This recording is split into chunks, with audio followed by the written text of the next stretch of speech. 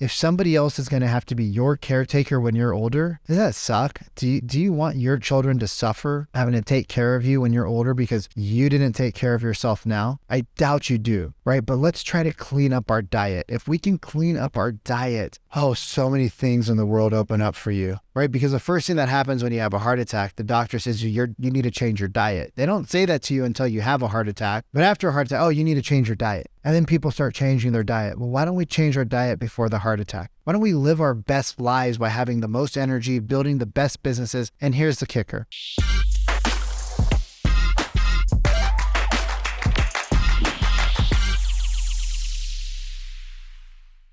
What's up? Welcome back to my YouTube channel. I am your host, Coach Vikram Diol, and today I am going to share some knowledge about something that I absolutely love. And this topic brings me so much excitement to talk about. I love talking about business and money, but I've had so many clients over the years. I've had so many team members over the years that have lost so much money because of this one thing. So without further ado, let's jump into it. All right. So what's this one thing that so many people have lost so much money on, Vikram? Vikram, what are you talking about? What are you smoking? Listen, y'all, if you do not take care of your health, if you do not take care of your body, if you do not take care of you, one, I don't care how much money you make, you're not successful. Two, you are not going to have the energy you need to run the business that you want to create. It is going to cost you tens of thousands, if not hundreds of thousands, if not millions of dollars every single year. Let me break this down. You've been lied to for the last 50 years, depending on how old you are, maybe 40 years, maybe 30 years of your entire life. You've been told your whole life that things are genetic. You've been told your whole life that you don't have control over things. You've been sold by the big food industries with their fancy marketing and their food scientists that create products that are for you to consume, overconsume, reconsume, so that they can have huge corporate profits. I'm sorry to say that we have all been screwed by Kraft macaroni and cheese as little kids. Don't get me wrong, I love Kraft macaroni and cheese. I would make it by the boxful. I loved waking up, rolling out of bed as a college kid, grabbing my bong, taking a rip, eating the Domino's pizza that was 2 for $5 or some crazy thing at 10 o'clock in the morning before class. I loved my Hot Pockets. I loved Cookie Crisp cereal. I loved all of that. But we got to start asking ourselves, how did our nation get so unhealthy? How did our family get so unhealthy? How did we become the person with chronic illness? We followed what was sold to us that's just heart healthy. So I'm going to break it down, because if you can't tell by the excitement in my voice, being healthy is a passion of mine. Because I've been fat and I've been real skinny. I've had tons of energy and I've had zero energy. I've had points where I was so weak physically that my mental game suffered. I was depressed. I had some things going on in my life. I lost 30 pounds, not because I needed to, not because I wanted to. In a course of maybe 30 days, and everything in my body stopped working, including my eggplant at the age of early 30s. And that sucked. And when I had my testosterone checked out by my dad, he said, you got the testosterone of like a 90-year-old dead woman. It was like 50 or 70 or something like that. That is not normal. Our testosterone levels as men shouldn't be that low. You've been sold to eat a chemically created, food processed, out of a bag that lasts forever diet. And I don't blame you, because the amount of effort it takes, like if I didn't have my dad as my mentor, I probably would not know what I know now. And so I don't blame you that you don't know the things that you don't know. But if you eat out of a bag and you look at the label and you look at the ingredients and you don't understand it, there's a reason why they made it like that. They don't want you to understand it. They don't want you to get it. They don't want you to be educated, because then you're not a good consumer. They want to keep you dumb. They want to keep you confused. They want to keep the news telling you to do this, and then they tell you to do that, and then they tell you to do this, and then they tell you to do that. And here's what it comes down to. Processed foods are going to kill you, right? And it happens slowly, and it takes time. And it starts with, oh, I have a little bit of a cramp over here. Oh, I have a little bit of pain in this shoulder. Oh, my knees hurt. Oh, my hands are a little swollen. Oh, I have chronic inflammation. Oh, I have, go to see the doctor. Oh, I'm always getting sick. And then you start taking pills. You take one pill that counteracts another pill, which you need another pill for, and you need another pill for, and you need another pill for. And it just never stops. And every time you take an antibiotic, it not only kills the bad bacteria, which makes you feel a little icky, it kills the good bacteria, which actually keeps you alive. Every time you take a pill to kill your bacteria, it takes your body anywhere from 6 to 12 months, depending on, and it could be longer depending on what your body situation is like, to regrow your microbiome. If you don't have a healthy gut, you have what is called leaky gut. I know we're getting into some weeds here, so I want to keep it really high level. But if you don't understand, you're not going to want to make the change. So your microbiome is what eats all the bad stuff and the good stuff and separates the nutrients and puts all the good things where it needs to go and the bad things where it needs to go. And it lets you go to the bathroom and do the things and blah, blah, blah. Well, it also keeps you from being depressed. If you don't have good microbiome, let me turn off my WhatsApp here. If you don't have good microbiome, because the antibiotics kill it, you go into depression. Now you need antidepressants, which don't work. And then you lose your energy, and then you lose your will. And there you lose your business. You lose your drive. You lose your energy. You lose the ability to do the things you used to do just a couple years ago, or maybe even a couple of months ago. And we have this chronic illness. And let me tell you, chronic illness kills sales, right? Like if you just want to look at this from a purely financial standpoint, chronic illness kills sales, right? If you're ill, you don't work. If your body's in pain, you don't work. You don't want to work. You feel like crap. You don't want to do the things you need to do. So here's a couple of easy things to cut out of your diet. Anything that says heart healthy on the label, they paid the Heart Association of America a lot of money to get that label. 90 to 95% chance it's probably full of shit you don't want, right? 90 to 95% chance it's full of things you don't want. So anything that has that on there, you should probably just straight up say, wait a minute, what cereals say heart healthy? Because I can tell you there's not a single cereal in a box that's heart healthy, right? And if I'm wrong, I'll be the first one to eat crow, but I don't believe it is. So 90 to 95% of anything that says heart healthy, including oils, are not healthy. 2, get rid of all seed oils. Just cook with butter, cook with coconut oil, right? Cook with lard, stuff that our grandparents used to use. It's very healthy and it's not going to kill you. The sugar industry paid a lot of money in the 70s and 80s to make cholesterol the bad guy. But you know what's funny is that there is science, there are studies, independent studies out there that show that cholesterol doesn't actually kill you. And if you think about a hamburger or a steak, right, everybody says red meat's bad. Oh, Vic, red meat, you eat so much red meat. Well, one, I'm 41, I feel amazing. The only reason I have joint pain and pain in my body is because I try to kill myself every time I work out. I look better than my friends that are in their 30s. I have more energy than they do. Okay, fine, I don't have kids. Let's throw the variables out there. But I feel different. And I've lost weight, and I've naturally boosted my testosterone. I still have some hair, and I feel mentally more stable. I don't have the brain fog.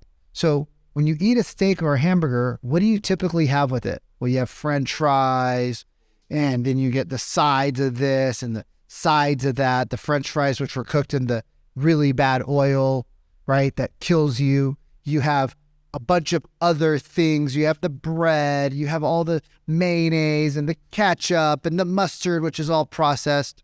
But yet none of that's demonized, but having a steak is, which is one of the most nutrient dense things you can eat. I know, it's crazy, right? Call me an earth hater because I like to eat steak.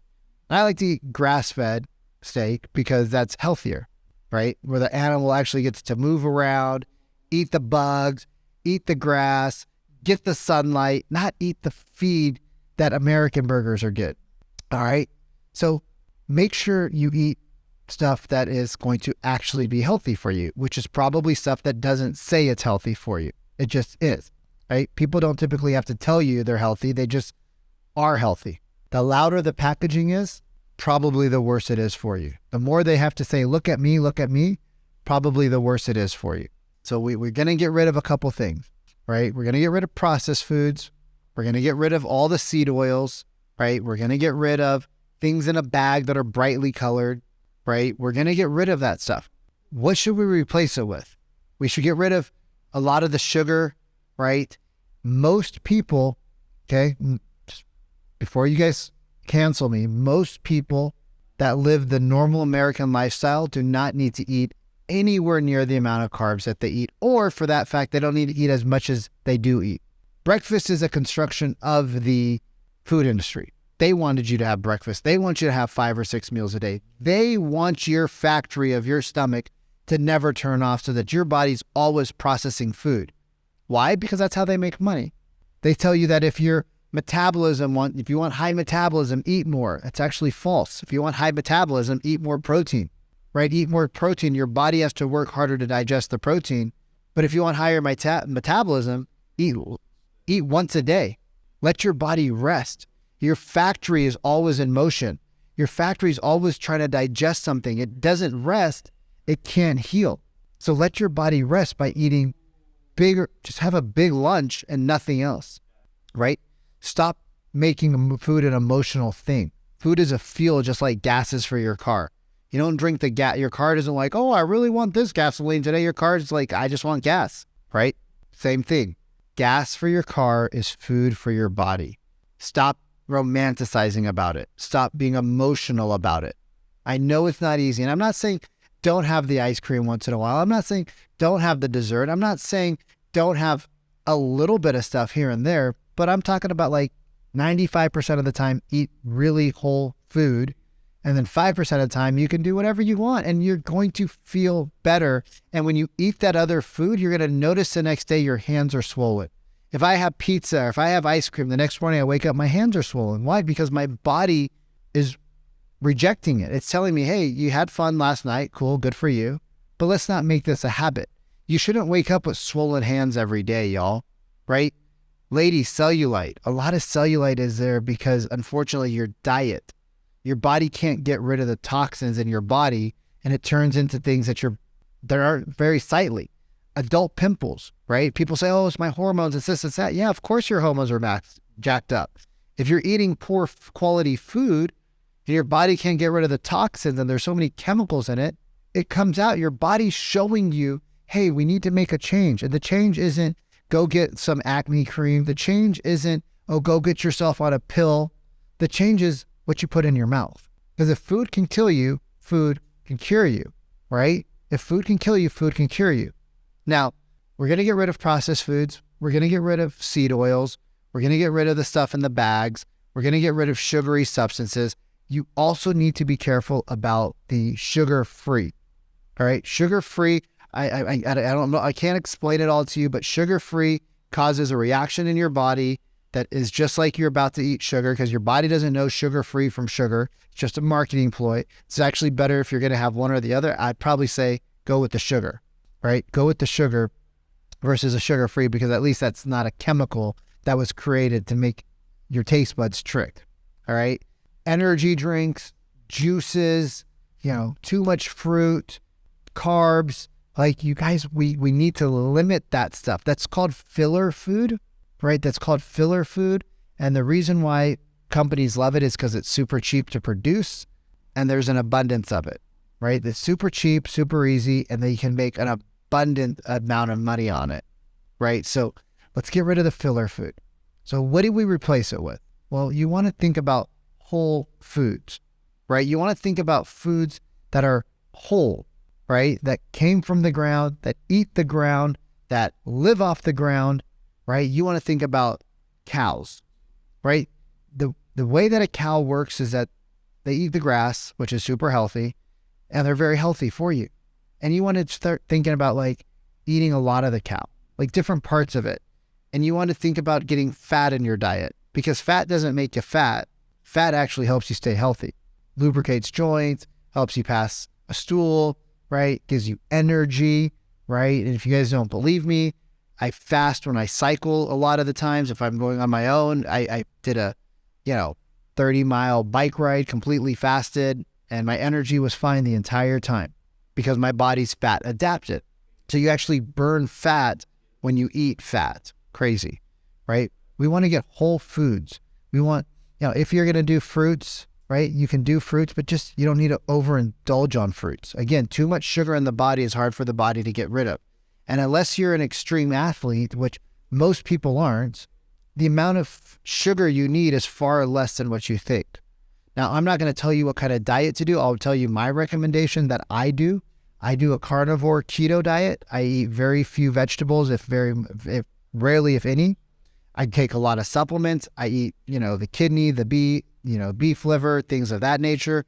I know it's not most people's cup of tea, but that's what I do. My buddy Cody, the co-host of our podcast, he's down 30 pounds because he went keto, right? He went keto and he started to do some exercise, right? I would tell you that most of the weight he's lost up to this point is diet related.